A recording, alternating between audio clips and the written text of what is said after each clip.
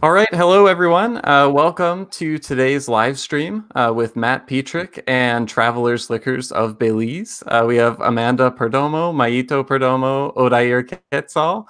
I'm going to let Matt introduce you to them in just a moment. Before we jump in, my name's Will Hookinga from Savvy.co, and just want to kind of give you the lay of the land real quick if this is your first time joining us. So on your right, you'll see a chat window. Feel free to type in, let us know where you're joining us from. Looking at it right now, let's see. Hello from Peter Holland. Hi, Peter. Yeah, it's great to see so many people tuning in from all around the world. So if you have a question at any point during the presentation, there's a little button at the bottom that says Ask a Question. You can just click that, type your question in there. Matt will be keeping an eye on those throughout the presentation. And then at the end, we'll save 10 to 15 minutes or so for Q&A to answer those.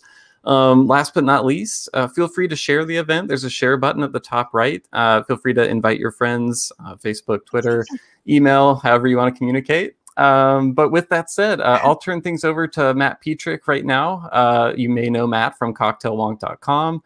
Matt is also the community envoy for WRSPA, which is kind of what brings us here today. So Matt, feel free to jump in and tell us what we're in for today. Excellent. Yeah. Thank you, Will. So yes, this is the fourth of our series of WRSPA member producers that we're bringing to you all on the web to take you behind the scenes of the distillery, to learn about learning a little bit more about the rum they make, how they make it, things like that. This series is part of WRSPA, which is the West Indies Rum and Spirits Producers Association, a group of Caribbean countries like Guyana, Barbados, Trinidad, St. Lucia, Jamaica, Belize, as we have here today, and some other countries, all working together on common goals that benefit the Caribbean rum industry. So we've been working with producers, pulling them online and getting them to take you behind the scenes in a way that you've not hopefully never seen before. So today, of course, we have Travelers Liqueurs from Belize, and this is the first of our distilleries that I've not been to yet. So I'm very excited about this and looking forward to learning more about their rum making process. Let's have our three guests here introduce themselves. Let's start with Amanda. Hi, I'm Amanda Perdomo, and I am a business development manager for Travelers. My dad, Omario, started the company, so I'm one of his children.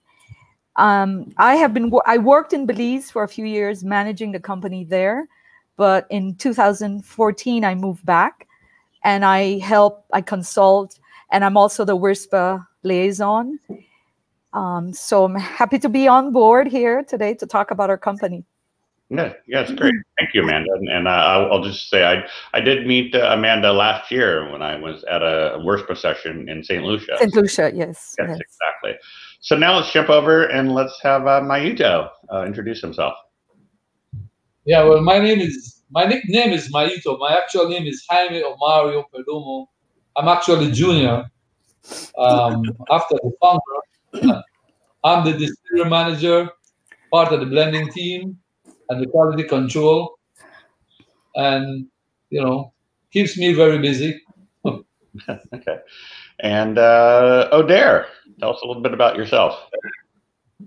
Yeah, my name is Odair Quetzal, and I work along with Myito at the distillery in terms of all technical aspects relating to fermentation and distillation.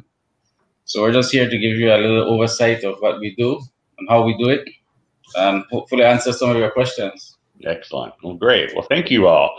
So at this point, we're going to jump into a little presentation that me and Amanda have worked on. If anything wrong with it, blame me. Not me. Yeah, let's get started. So yeah, Amanda, take it away. Okay, so I'll start with our history. This collage of pictures is in our museum that we opened in 2008 with the help of WRSPA and the European Union too. On the left is my dad when he was very young, I think 22. Then the one next to that is my mom, Perla. So Omario, Perla. And then that's a picture of their wedding day. They were very young, 20 and 22. And parents and grandparents. The next picture is a picture of me holding a baby who is not one of our siblings, and I think Myito and Romel are there, and another sister, Donna.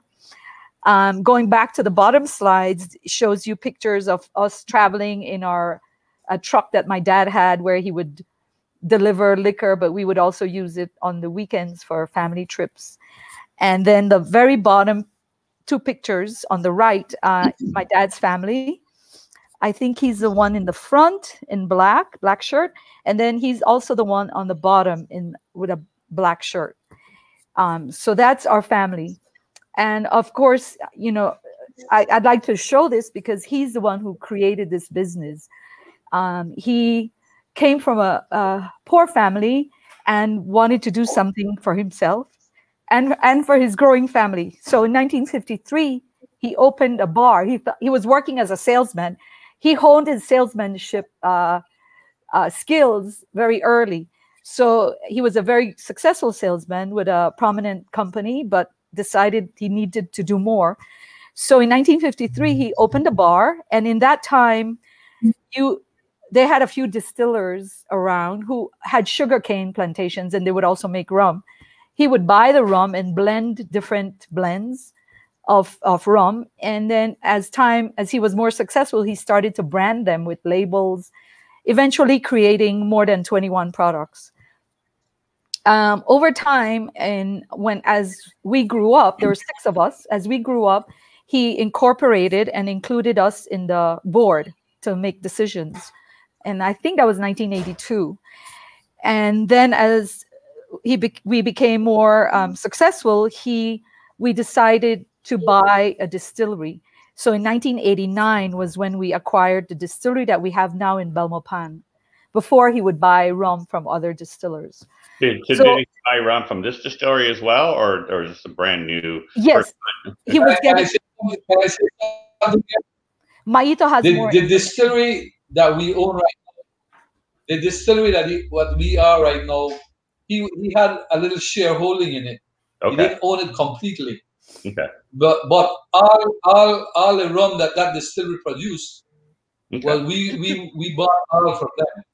Everything that they produce. Okay. So it was after that we had to buy the guy out because he was not really, he had other business ventures that we had to expand.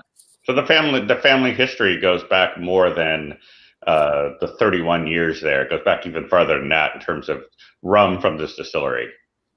Right. Yeah, a little bit further. Yes. Okay.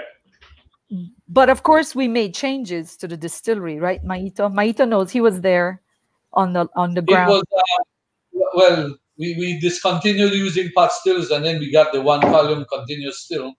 Okay. As you're going to see a slide on it. Okay, excellent. Okay, yeah, we'll talk more about that later then. Okay, keep going. Yeah.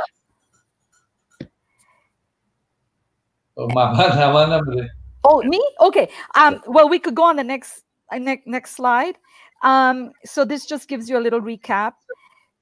We have our distillery in Belmopan, which is about 50 miles out of Belize City, and it's the altitude is a little higher than Belize City. It's like 249 feet. So the aging is a little bit different in Belmopan versus Belize because there's a big difference in day and night. Not a big, but bigger difference during the day and night temperatures. Mm-hmm. So the aging is a little bit different in Belmopan. Okay. So we age in Belmopan, and we also age in Belize City. Okay. And we noticed there the local molasses, I know you use local molasses. Are you able to be supplied entirely from local molasses? Do you have to import any? No. I'll let the distillery guys do that. Yeah. All the molasses comes from the sugar mills here in Belize. Okay. I don't think we would we'd have to have very special permits and connections with the government to bring in molasses. Okay. It's just prohibited at this time with the 2 factories that we have. Right. Okay. Yeah. It's rare. It's getting harder and harder for rum producing countries in the Caribbean to be able to supply all of their own molasses. So you're sort of ahead of the curve in that regard. Yes, and even though we have 2 sugar mills, the molasses they give us is like most of the rum producers all over the world will tell you that it's a real challenge to deal with the molasses. The sugar mills have become so much more efficient that they give us less sugars in the molasses. So yeah, we'll talk more about that in a bit. I have more questions on that, but I want to keep going. Okay. Okay, so the distilleries in Belmopan, the blending, aging, bottling, and distribution is in Belize City. So we do have to transport the rum. You know, it's about an hour, 50 miles. So that's, some distilleries have everything in one location, but that is a little challenging for us. At that blending facility, we are on a very prominent road, the road to the airport. So everybody passes that road. It's very busy. And we also have a museum there that we were able to build, like I said, because of WIRSPA. And that features our rum, and we'll see some slides of that later. Okay. And so in Belize, I think we're the only company that ages to any degree. We started aging about 15 years ago, maybe more, maybe 20 years ago. And so that's a big part of our business, is the aging. We are FAIR certified, and one of our rums is ACR certified through WIRSPA. Right. So that would be the authentic Caribbean rum mark, which is a WIRSPA program, and you'll see a little mark on the bottle. Can you tell us a little more about what FAIR certified entails? Well, because one of our aged rums was sold to an independent producer or a private label, which is Fair Rum, the chain of supply had to be certified. So we had to go through the process of certification. And the sugar cane farmers are FAIR, even all the way back to the farmers, it's FAIR certified. And then the sugar company is certified, and then we're certified, and then the rum is certified. Great. So we've gotten that. At this time, I think I would like to mention that all our family has been involved to some degree. And my oldest brother, Romel, was the manager for many years before he retired. So I think he managed for over 30 years. And then my youngest sister, Perla, managed for a few years. I went in after she had a job in the UK, and I went in and took over a little bit. And then now my youngest sister, Magali, who's not on this panel, but she's listening in. Magali has been there since 2014 and doing a great job. Just wanted to mention all the people who've been there. Myito has been there most of the time in blending, and now with the distillery. Yeah. And I met Magali last year with you as well. So. Yes. Yeah. Okay.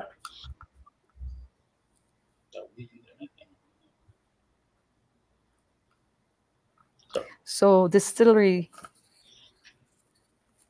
Well, just like Ms. Amanda mentioned, this is our facility, the Travelers Distillery, located in Belmopan, which goes without saying is the capital of the country. As she mentioned, we're a little bit higher in terms of the sea level. Another important thing to keep note of as we talk about fermentation is that we're at the base of the only mountain range in the country, which is referred to as the Maya Mountains. And due to that, we do have an abundant supply of naturally occurring water in terms of springs, wells, rivers. So just an interesting point now as we talk about fermentation, we mentioned the type of water that we use and some of the benefits that it has, no? So do you have multiple water sources, or do you pull everything from a well, or how does that work? Yeah, like I said, that was the thing. We have an abundant supply of water in this area. So we do use well water in all our operations. Okay. Yeah, so this is just probably can go. Yeah, and now we're sort of inside the distillery here. Yeah. Well, like we've mentioned before, everything that we need is supplied in country in terms of molasses. Now we have 2 sugar mills, One is about maybe 25 minutes away, the newest sugar mill in country. The other one is about 75 miles away. So basically, we just keep ferrying our bowsers back and forth to have a continuous supply in stock. That way, we never run short. But for all intents and purposes, molasses supply has never been an issue. Quality, on the other hand, has become of increasing concern, right? Like Myito mentioned, and it's not just travelers facing that problem. No, it's rum producers in the entire region. As technology advances and the sugar mills become more efficient, it's just something that we'll have to cope with. Right. So do from you? now on, no? Right. So I know, for example, I know of at least a Puerto Rican producer that I visited. They said that that the molasses that they buy, they have to augment it with high test molasses. Do you have to do something like that, or do you just figure out a way to work with just the less sugar? At the moment, no. All we do, we don't add anything, the high test, we don't add anything, we just use the molasses as is. However, we have made some minor adjustments to our fermentation procedures. But in terms of additives to this point, no, we haven't had to do that. Okay. And those are molasses tanks we're seeing out front. Yeah. Okay. Yeah. Is there a larger tank, maybe in the background, larger tank where you store like your several months? We have capacity to store at any given time maybe 100 metric tons. Okay. So basically, we just keep, as if the trailers or bowsers we come into, we just ferry them back and forth. So we always have them when we're operational. Okay. So we always have a supply, no? Okay. Okay. Oh, go on. No, I was just going to say, and in the background, you can see the still house. Basically, it's just a wide shot of the still house. But as the slides continue, we'll talk more about, because I believe they have some pictures of the columns. Right. So up on the far right there, that tank there, is that a fermenter tank or is that something else? No, that's just a holding tank. Okay, a holding tank. Okay. All right. Okay, cool. Keep going. Well, this is our fermentation hall. Basically, again, we're a manual run operation. I won't use the word small, but our quantities are not comparable to the bigger distilleries maybe you'll be familiar with. So we do run on a smaller operation. We still run shifts.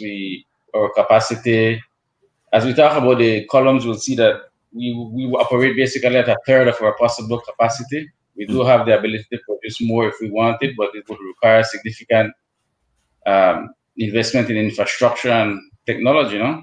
Okay. So basically, what you're seeing in that slide is just our fermentation tanks. Okay. So how many tanks in general are there? We have six fermentation tanks. Okay. And like I said, when we're operational, we use them in tandem, so it's cyclical, so we never stop, no? I believe this is the only slide that shows the fermentation tank, so I guess I could talk a little bit about the fermentation. Right. In this instance, just basic. I don't think we actually have an actual slide of the fermentation. No. So basically, what we do is just basically not just scratching the surface. We basically source our molasses. We do our analysis, in-house analysis, determine sugar and other quality aspects of the molasses, and then we proceed with our processing. No, basically, what we do initially is we pasteurize. We pasteurize our molasses mixture. We propagate. Then we ferment. Okay. A key thing to mention here probably is that the type of fermentation we do. We try to do a rapid fermentation. Our fermentation lasts between I'd say 36 to 40 hours maximum. Okay.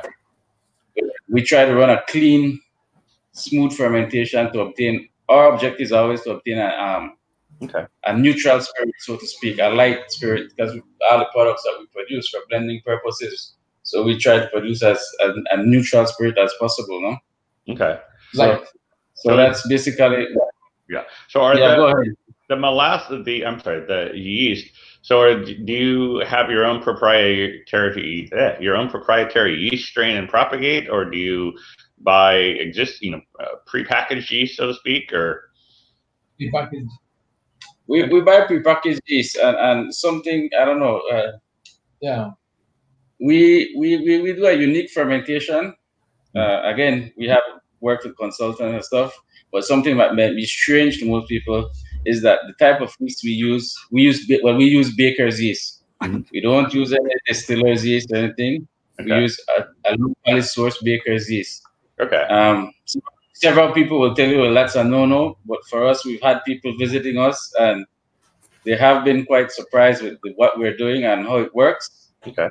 So I just thought I would share that with you as something kind of unique, you know? Okay. Yeah. Now, is the fermentation temperature controlled? Yes. Even though it's manual, we do control. We operate between 33 or 35 being the maximum that we try to. Again, it's manually controlled. Again, the thing to keep in mind, we have an abundant supply of water, so we do use that to our advantage for cooling purposes. Right? Okay. I don't know if yeah. Are those closed fermenters or open? Yeah, closed. Closed. Okay. Yeah. Any capture any carbon dioxide? No, we don't capture any carbon dioxide. Okay. Cool. All right. Cool. All right. I'm out of questions for this slide. Okay. Well, this is just another slide showing the still house again. What we'll notice in the other slides coming up is that we actually, the still house you're seeing there, the red still house, that houses the old column that we no longer use, and in the far left you'd see the setup of the 3 continuous stills that we now use. Okay. So I think the other slide will show that clearer. Okay. Yeah. Well, on my far right, what you see is the one that's housed in the red still house. Okay. That was the first continuous still that the company bought after moving away from pot stills. Okay. I'm not sure the time frame they use that, maybe about 10, 12 years, I would think. I'm not sure. Yeah. Yeah. But again, the issue of capacity came into play, and it was no longer adequate enough for the operations at the distillery. So they upgraded to the 3 still setup that you see on your far left. Okay. So that's an interesting. Oh yeah. Quick question: the original still was that just that one still that you were using? Yeah. It was a strip. It was a column design, stripping column on the bottom and the rectifier on the top. Yeah, so somewhat like the Martinique stills. Okay. Yeah. Okay. Yeah. Okay. Go on. So then we moved on to with the image you see on the far left. That's the current setup that we're using right now, continuous still. An important thing, an interesting to note that was bought in the U.S. and it was converted from a column that used to produce fuel ethanol. Okay. Using corn.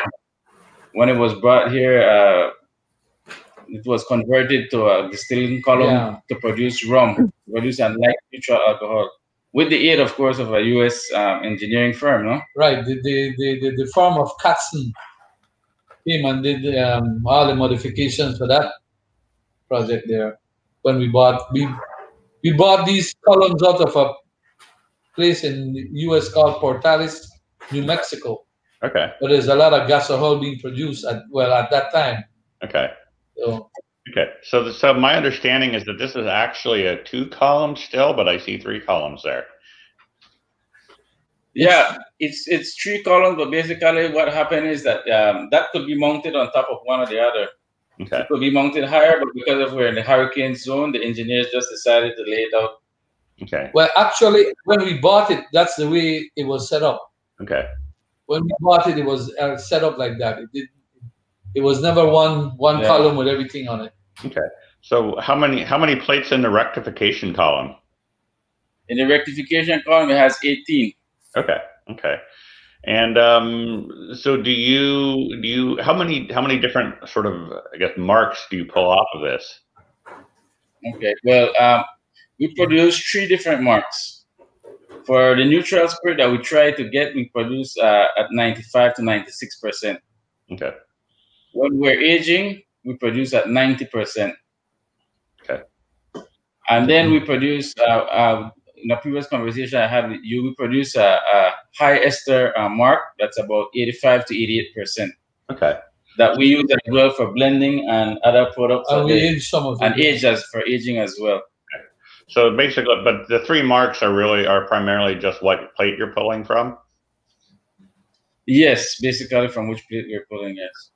So tell us more about the high ester, because I know we talked about this earlier. So is it the same fermentation? It's just a matter of what plate it's going from, or is there something different? Yeah. Okay. No, it's the same fermentation.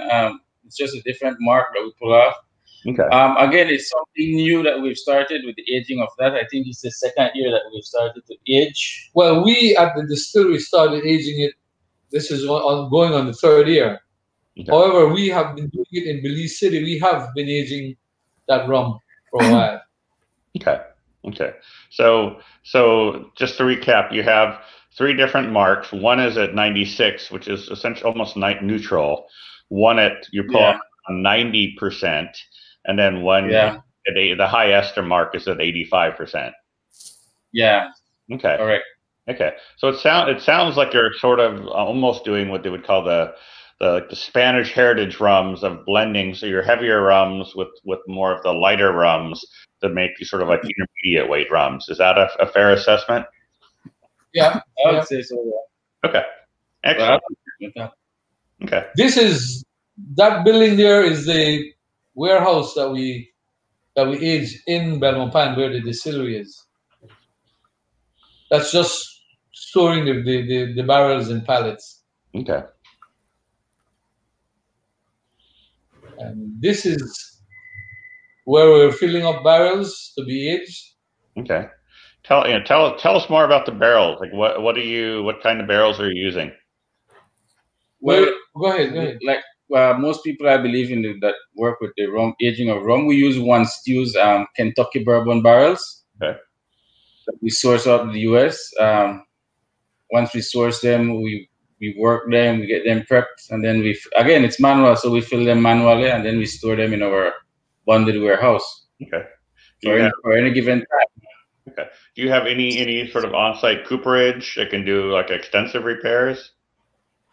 Yes, yes. Actually, one of the guys, they attended through WISPA. Again, they attended a 1-week course in Trinidad. So we do our own cooper, not a master cooper or anything like that, but they have the basic. Again, these barrels they don't need complete reworking. They just need tightening and steaming and working. Okay. Not a complete strawing barrels or anything like that. Okay, nothing like that. And so these are standard sort of ex-bourbon barrels from Kentucky once used. Have any of them that you purchased sort of reached the end of their useful life yet, or your aging is young enough that you haven't actually exhausted any of them yet? Well, I think we've had some that we've exhausted. Oh yeah. And we just one of the things that the company does is that they make in some instances furniture. Yeah. Out of the ones that are deemed unrepairable, they just convert them to furniture for local sales. Okay. Yeah. We've sold a lot of barrels that weren't good for aging. Sometimes people want to buy them for different things, making furniture or planters, or sometimes we use it as a way of marketing. We'll put our brand on it and give it or loan it to the bars if they are promoting our products. Okay. So we've done a lot of that. Okay. And we have a question here relevant to the slide here from Keegan. It says, do they pre-blend the high ester 90% rum before barreling, or do you age all 3 marks separately and blend them afterwards? We age them we age only 90% we age. Basically, what we do is just dilute it down to 70% strength and we age. The same thing with the high ester. We bring it down to 70% and we age. Okay. So we haven't blended anything. No. Okay. So that leaves the next question. What is your typical angel share then? I don't know. The angel share was all the way up to 10%, but since we insulated the warehouse, our angel share dropped to about 7%. I calculated the last time. Yeah. So it has helped a lot. Originally, the warehouse was not insulated, especially the metal roof. That's where we had to do. Of course, it was we had consultants from WISPA that came and gave us all that advice to start, insulating and opening up the warehouse during the day so that the fresh air just passes through. But we've noticed that after installation, because the temperature in Belmopan drops during the night, and sometimes when you go at the warehouse, even when a typically hot day, maybe 90, 95 degrees, you could feel the coolness because of the insulation. The coolness kind of stays in the warehouse for quite a big part of the day. Okay. So I think it has helped us a lot. Oh, good. Yeah. No, I know there's at least one other distillery that they found that putting solar panels on their roof actually sort of acted as a form of insulation, and that the electricity they got from it actually paid for the solar panels within 6 months or a year or something like that. So yeah, it's interesting how much a little insulation will do for you. Oh yeah. Yeah. Oh yeah. Okay. So here I guess the next bill we're gonna insulate. We're gonna make it from scratch, insulated everything. Yeah. No, that would be, yeah. I look forward to that. So here we see barrels on pallets. Is this something you've always done, or do you also do racking? Well, here at this warehouse you're looking at, we had wooden racks that we were using for quite a number of years, and then we started doing the pallet, putting all of it on pallets now. It creates more space and is easier to inspect the barrels. It's easier to work the barrels. It's easier to access the barrels. You know, everything has a big advantage using pallets. Okay. And at this point, how many, between both warehouses, how many barrels do you have in general, or how many casks are aging right now? Generally, we have like maybe around a little over 3,000 barrels. Okay. And do you? So I should have asked this earlier. Is the majority of the rum that you make aged, or is it more unaged rum, sold as unaged? It's kind of like, I think 50-50. Okay. Okay. Okay. So like a local market, more of an unaged sort of white style rum, and then yeah, we still do sell more. Yeah, we still do sell a little more in the local market. Well, we have a product, a coconut rum, that is our best seller, and we use unaged, so that probably brings up the unaged balance. Oh, that makes sense. Yeah. Okay. Yeah. So let's now talk about waste treatment. Like, how do you? I mean, we know that environmental concerns are becoming more and more important, more in the forefront. One of the issues a lot of distilleries are faced with now is how do we deal with the vinasse, which is, you know, acidic leftovers from the distillation process. How do you deal with that at Travelers?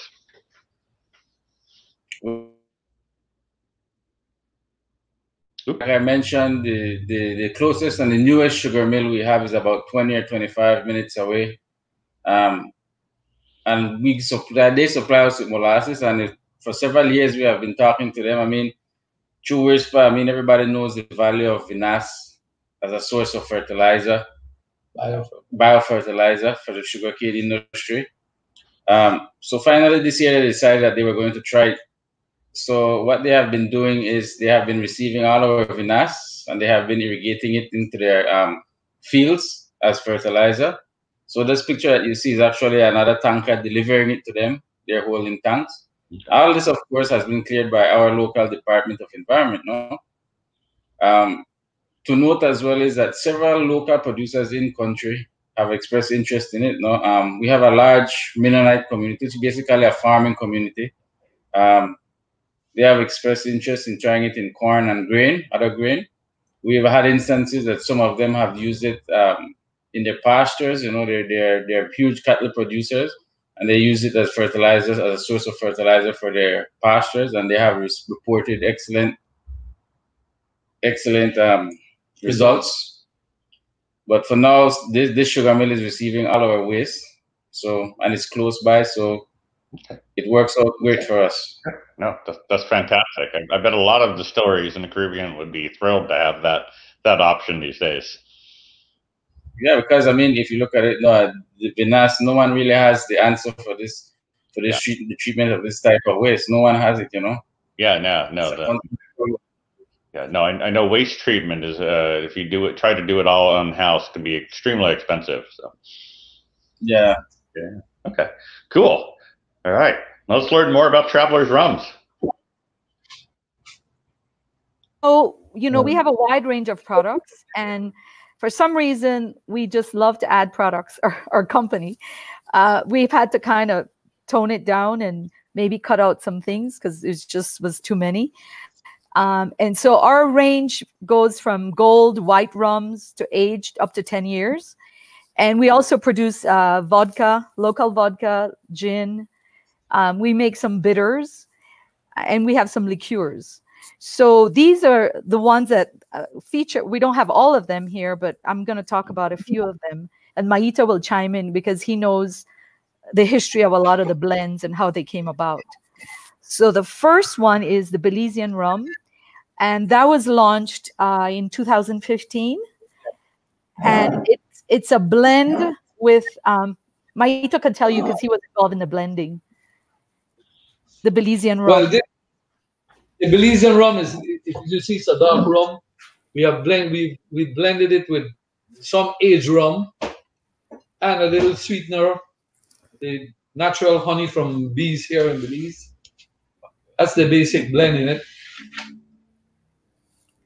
And if you notice the labels, each label, well, we have a different, what I'd say, a different picture on the label of different places in Belize. Like you have the Blue Hole, and then one is the Maya Ruin, and the Parat, and different events in Belize. We bring them out.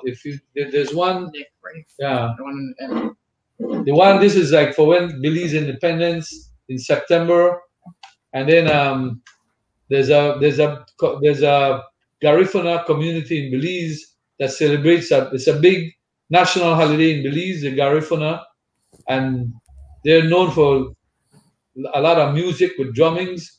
So there's one special for that. This one is what? The Jaguar. We have Amanda can explain that. We have a thing going on with the zoo for the Jaguar and the Parrot. Where the zoo, where we contribute. Yeah, go ahead. So we do like an environmental conservation project with the zoo, where they have a little gift shop and they buy the products. We give them a discount, and then that part of the discount goes towards the macaw conservation and the jaguar conservation. Okay. So these products are popular with the tourists because when somebody visits a country, they want to take home something that has the name on it, right? And it's popular there. So are they all the same blends, just different labels, or is each label like a different particular blend? It's the same blend. It's just different labels. Okay. When we first launched it, people were like, "No, I don't want the parrot. I don't want the parrot because it'll make me talk." And then they said, "Oh, I want the jaguar. I want the jaguar. It's going to make me strong." So people they wanted to pick and choose the labels that they want. So we had some trouble with that with the labels where there was a short supply on some because it was more popular just for the label. Right. Okay. Although it's the same blend. Okay. The next one on here is the One Barrel, and One Barrel is our flagship brand that's more well known. That's the one we export the most in the States. It is aged between 1 and 2 years. Okay. And my dad was the one. And Romel were the ones that came up with this blend in 1964. So it's been around for a while. And it's the most well-known, has won many awards, and we're exporting it. So Myito can tell you a little bit more of the history with the blend. Okay. Well, how the name came about, it's one of the first barrels that we aged. And my dad said, well, after 6 months, let's test this thing. Let's test it out and do some taste test with it. And when he pulled it out, I said, well, what name are we going to give it? He says, this is one barrel, and that's the name. So Okay. it's amazing how names come about just like that, you know. Right. Okay. So, And it's very versatile and mixable with juices, Coke. You could drink it neat, coconut water. Right. It's a versatile blend. Yeah. And what's the strength on it? 40. This is 40%. 40. Yeah. 40. Okay. 40%. Okay. Actually, a little lower. It's 36%. Okay. Well, yeah. Okay. For export, it's 40%. No, for export, this is the local market is at 36. This is a local for the local market. Okay, the next one is 5 barrel, and that is aged longer, and that's the one that is ACR certified, authentic Caribbean rum. And this is the one where, you know, it's a little more expensive because, of course, it's aged, but the locals like it. If they're whiskey drinkers and they don't want to spend a lot of money, they like this rum. It's good with neat, you know, on ice, or I like it with coconut water. And we nicknamed that cocktail Cocoa Number 5. Okay. So what would you say the typical or an average age of that one would be? 5 years. 5-year-old rum. Okay. And did I see a 3 barrel somewhere, or am I imagining that? We have a 3 barrel. Yeah, we have a 3 barrel. We didn't bring a sample here. That's fine. Okay. I just wanted to show you something else, though. The 1 barrel, the original label of the 1 barrel looked like that. Okay. Will, can you zoom that? Will, zoom in. Oh. There we go. Yeah. Yeah. And then switch it wrong, and that's how the new label looks. Yeah. That's a new one. Okay. No, I have a half bottle of the 3 barrel here. Just to let you see how that looks. Okay. And is that exported or only available in Belize? No, this is only local. Okay. Actually, that's my favorite, the 3 barrel.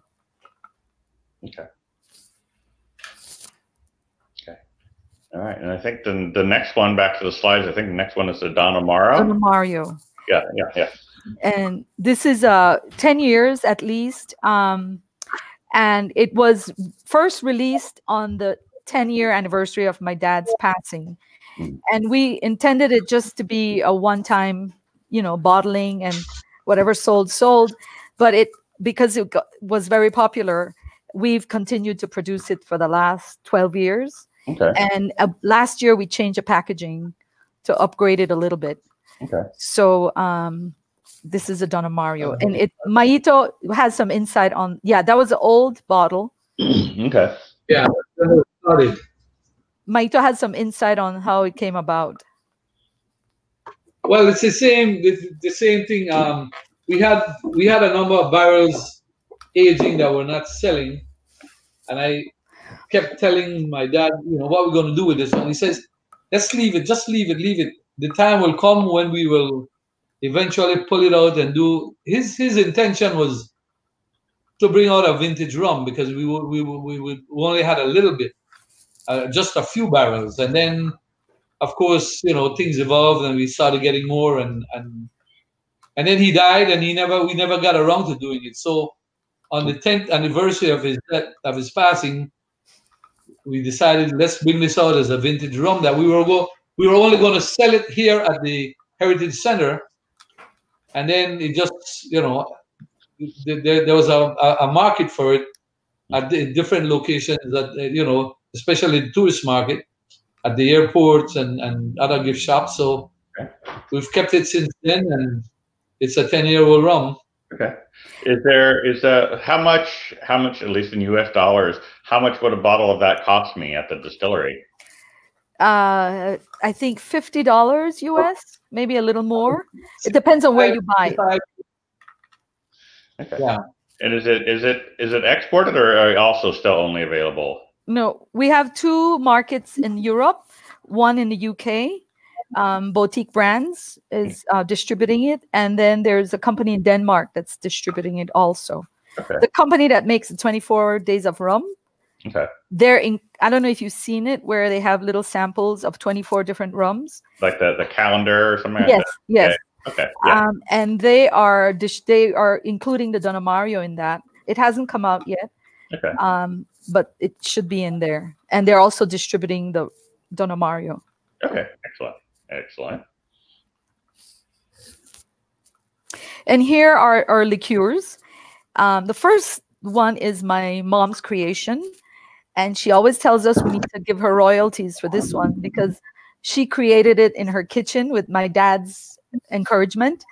And as time went on, she kept making bigger and bigger batches. It's a popular, everybody knows eggnog is good, around Christmas time. But she would make a lot of cases. Eventually, the production had to be moved to the company, the headquarters. She was making it in the kitchen at first, and so it's rompope. The Spanish name for eggnog is rompope, and so it's very popular. Yeah. Popular. You could drink it with coffee on ice. My mom puts it in a bread pudding that's very delicious. Okay. So it's a very popular with the tourists when they visit Belize. I'm sure it's very low calorie as well. Oh yeah. If you want to gain weight, just drink that up. Yeah, I would do that. So the next one is Nance. And Myito can tell you the story, and he has a little exhibit to show you with the Nance. It's a liqueur. Nance. It's a liqueur made out of a local fruit that grows also in, well, I don't know if other parts in the Caribbean it grows, but it's very abundant in Central America, in Mexico. And Belize has its own variety. The one in Belize that's grown is a smaller type. The one in Mexico is bigger. But what we notice is that the small Nance or the small Crabu, it's called Crabu in English. It's the smaller one. The variety grown in Belize has a lot more flavor because we've tried the big ones. They have big ones here too, a bigger one. So this small one has a lot more flavor to it. And if you can see, this is how the fruit looks after we take it out of the barrel. When it's fresh, it's nice and yellow. And he had a shot of the yellow of how it looks when it's fresh. This is after sitting in the barrel for 2 years. And it's, this in Mexico is a delicacy. People rush it. We've tried to bottle it in jars like this, but it never took off. We have to, most of the time, just discard it. It's, but it's got a lot of flavor to it. It's the fruit, if you eat it right, like this, it's got the nice flavor of the rum and everything. Right. The fruit is actually put in the barrel, right. And then we sweeten the alcohol with brown sugar, and it's left to age for like 2 years. Okay. So this is the process of this. It makes me wonder if you could.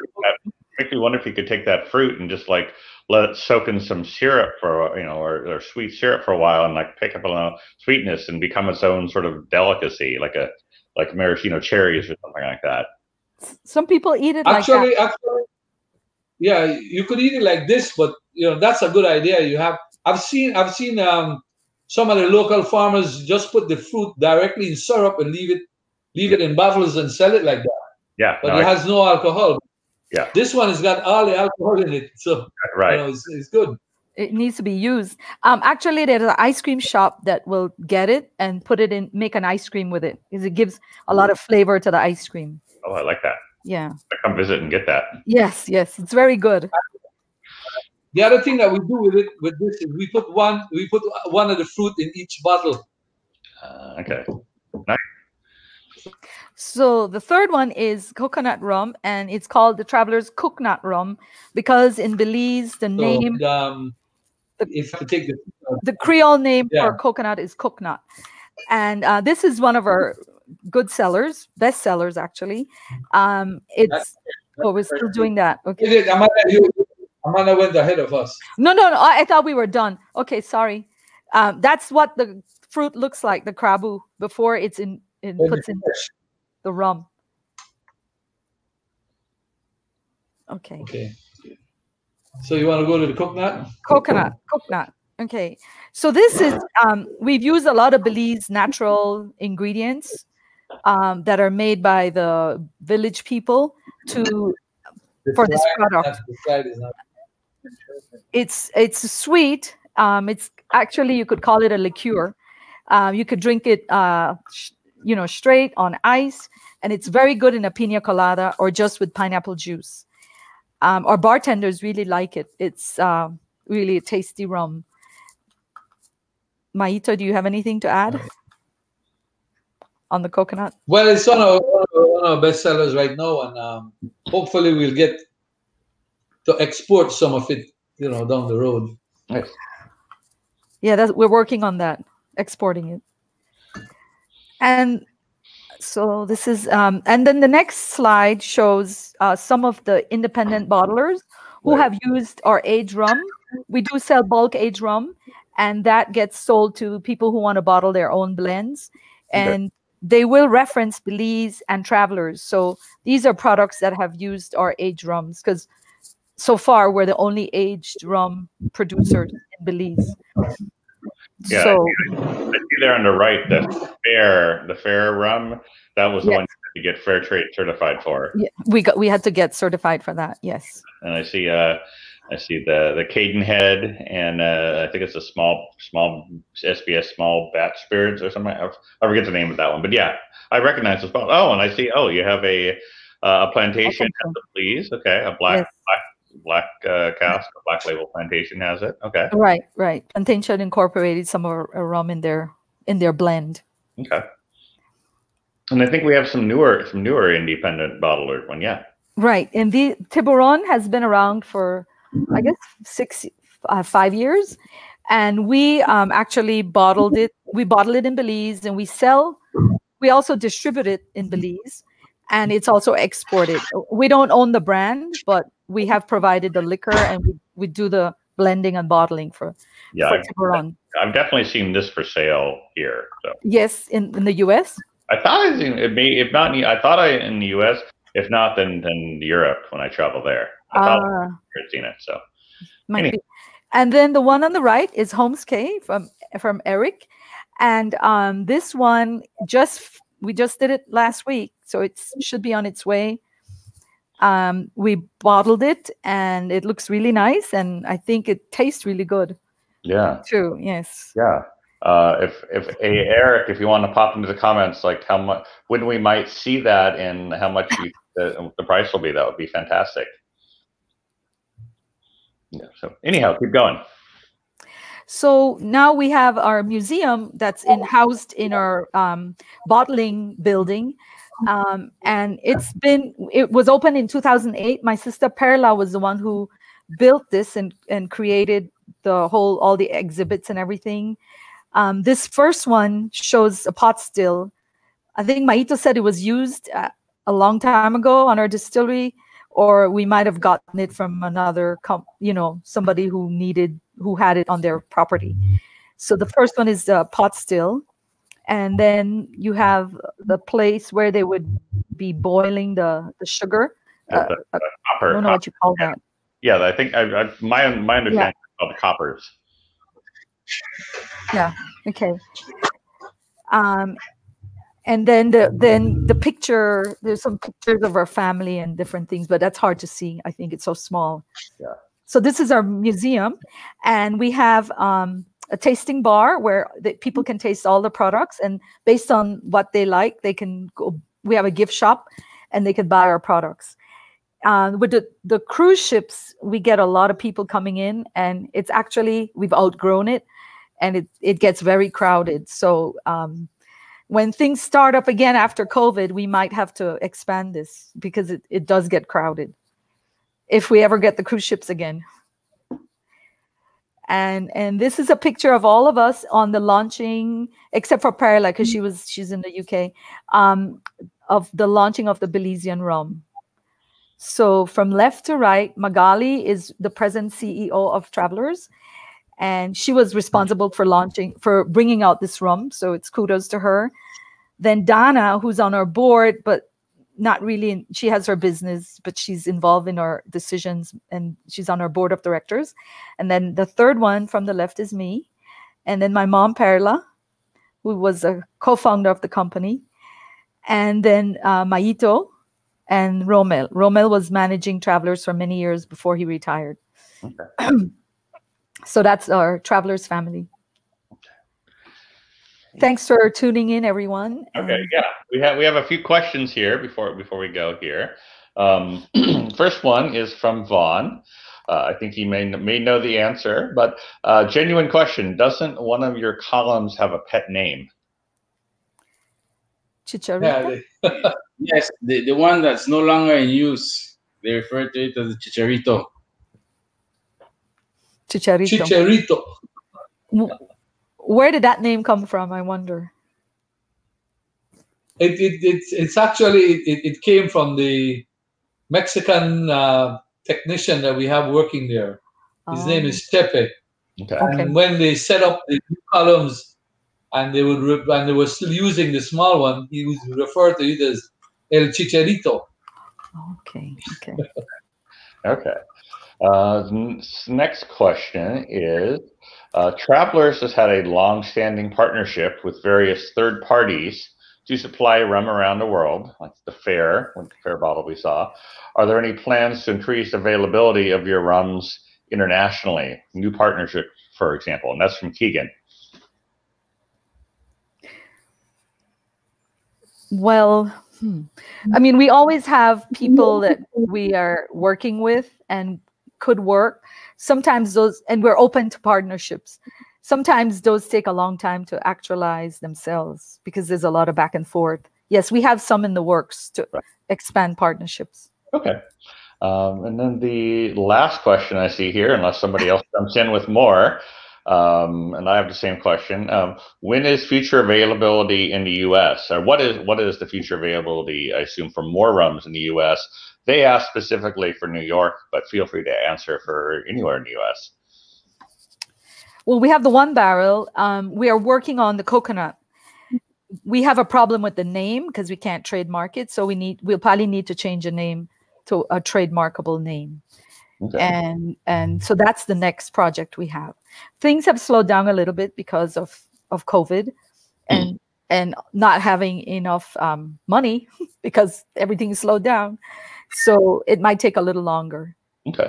And if I remember correctly, you guys you're making hand sanitizer for COVID? Yes. Okay. And we don't have a picture of that. Maybe somebody could get a picture. The name of it is Sanibel.